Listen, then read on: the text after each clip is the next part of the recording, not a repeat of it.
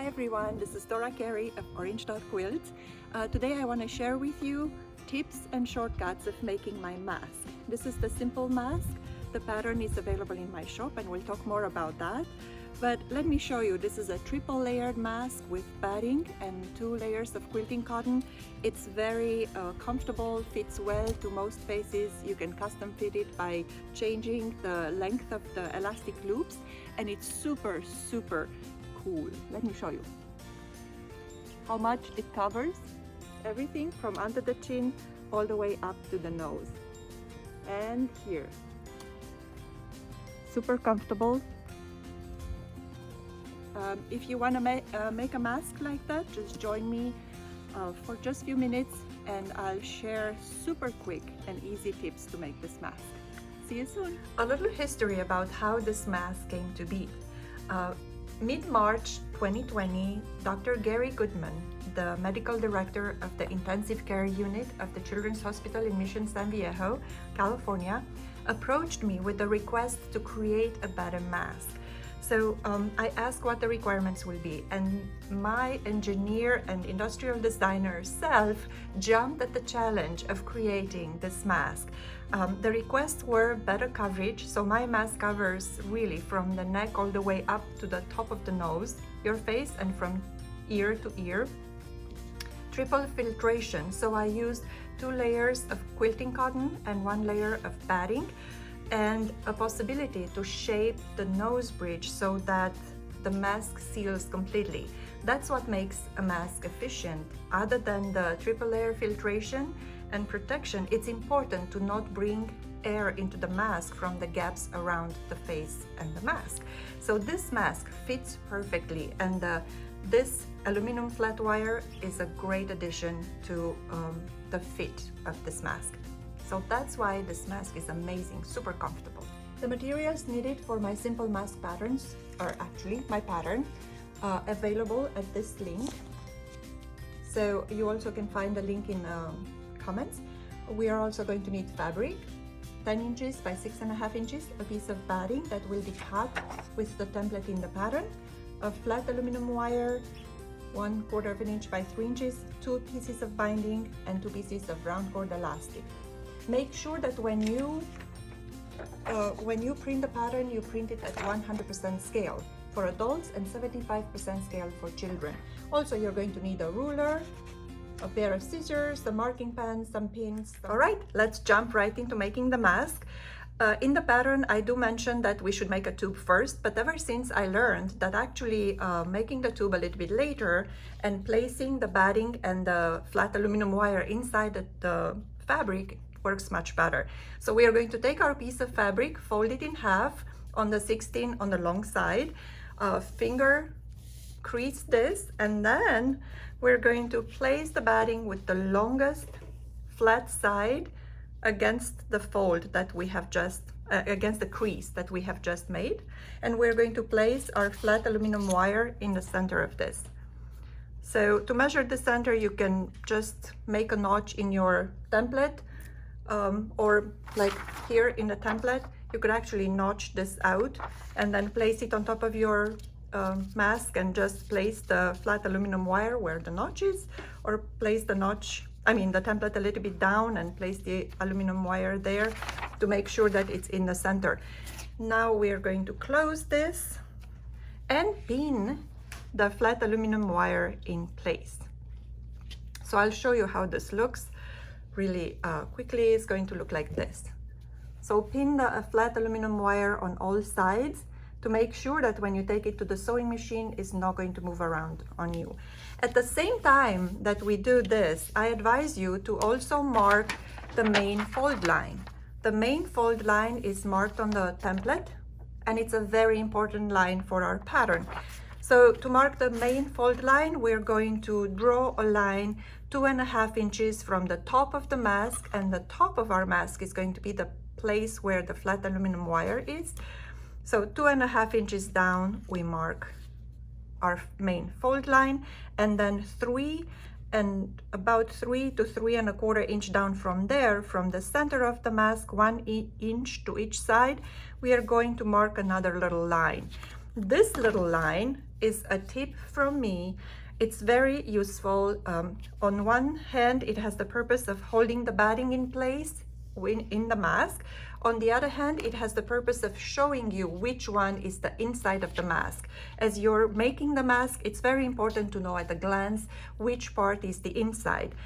And how we determine which one is the inside, we want the flat aluminum wire to be actually sitting on the batting on the side towards us. So the batting should be between us and the flat aluminum wire when we put the mask on. So that's the inside of the mask, where the batting stays between us and the flat aluminum wire. All right, so now we're going to take this mask as is to the sewing machine, and we're going to stitch around the flat aluminum wire, and we're going to stitch the main fold line. It's going to look just like this. Make sure you double stitch here and then around the flat aluminum wire, and the simple stitch through the main fold line. And we are going to now fold the mask on the main fold line and take it again to the sewing machine and stitch it again. What this is going to do is going to give structure to our mask. Right now it's kind of flimsy, but once we do that, look at it. It looks really great to begin with, and that's how it's going to look in a profile, and it has structure. It's not flimsy anymore. At this point, we're ready to make the tube. That's step one tube we were talking about. So to make the tube, we are going to turn the mask right side to right side so the raw edges are lined up. And then we're going to take this again to the sewing machine, and we're going to have this.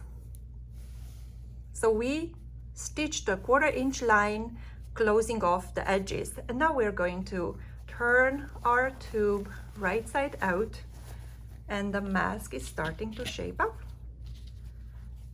At this point, we want to press everything, press the seam, then again we will take it to the sewing machine and reinforce this bottom stitch. It's going to look like this. So we reinforce it again, stitch it. But at the same time, we're also going to stitch the chin line, and we are going to cut all the corners. To cut the corners, I'm going to take my template and make sure that my shaping pocket is orientated in the same direction with this shaping pocket, meaning up.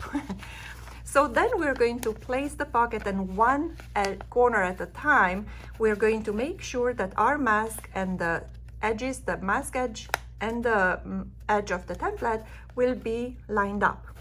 And then we're going to take the scissors and snip off that corner, just so. And we're going to do this all around the mask. For every corner, we're going to line up the sides of the template to the sides of the mask, and we're going to snip everything. All right, so our mask at this point will look like this. We have everything sewn, everything is ready to be folded. The edges are cut, and these edges are very important. They're going to shape our mask. So how in the pattern I say that you need to mark a lot of things in order to fold this mask. So I have all these folding lines and marks, which is what I did originally.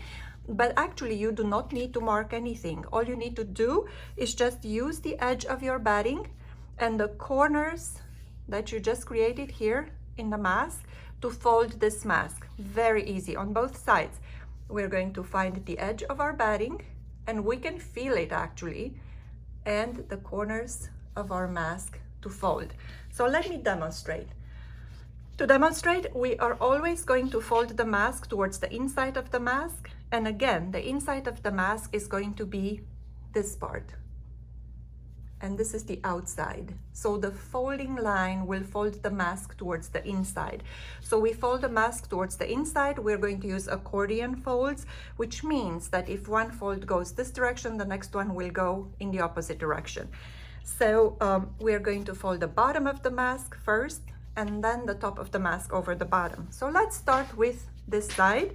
We're going to find the edge of the batting, fold the mask against that edge of the batting so that the two these two sides are lining up. They're parallel and lining up. And then at the corner, at this corner of the mask, we're going to fold everything backwards. And that's going to be the first fold. Then we're going to fold the top of the mask over the bottom. At the corner, we pivot everything up and everything should be lined up. Everything lined up, we're going to clip, take it to the sewing machine, do a stitch line through here. Same on the other side, find the edge of the batting, fold up, fold it down at the corner, bring the top of the batting down over that first fold, find that corner point and fold everything up. Accordion fold. I have a separate folding only video tutorial, so look for that if you need more details about the folding. Do you see how our mask is already shaping up really pretty? Now, as I said, we're going to take this to the sewing machine and we are going to stitch with the stitch line to stabilize everything. And what's left to do is to attach the elastic cord.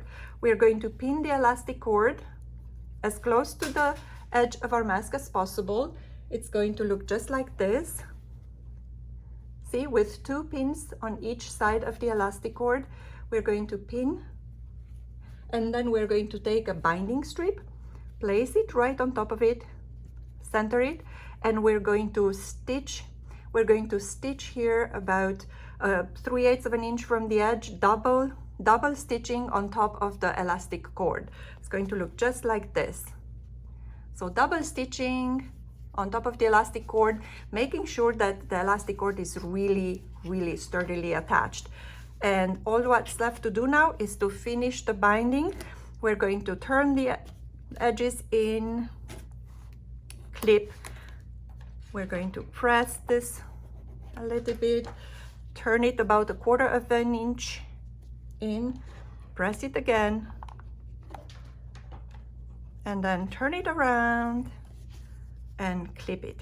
A very important tip here, when we take this to the sewing machine, we're going to stitch this binding closed. Now, you have to be very careful that the elastic is away from your needle, so you do not want to catch the elastic again. So I usually keep the elastic in my right hand as I'm stitching this binding closed, and it looks like this. So that's how the binding looks. The elastic is not caught, see, you can see, and our mask is almost finished. We're going to do the same in the other side of the mask, and there you have it. The masks are done. Thank you so much for listening to me. If you have a directional fabric, make sure that it's orientated in the right direction on the front of the mask.